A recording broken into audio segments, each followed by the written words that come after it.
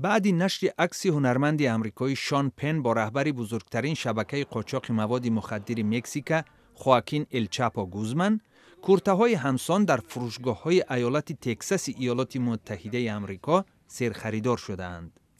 گوزمن که رهبری شبکه جنایی سینالوا را بر عهده دارد، ماه ایول از زندان فرار کرده بود. در شماره اخیری مجله رولینگ استونز مصاحبه شان پن با گوزمن نشر شد و بعد از آن کورته او به مد تبدیل یافت. در شهر دالاس تاجر با نام گامز میگوید پیراهن گوزمن که در شرکت برابس دوخته شده است خریداری زیاد پیدا کرد.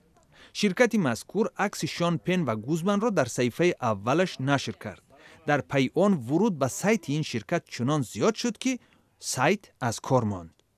روز سه‌شنبه مقامات مکزیک عملیات بازداشت گوزمن را که 8 ژانویه به عمل آمده است پخش کردند.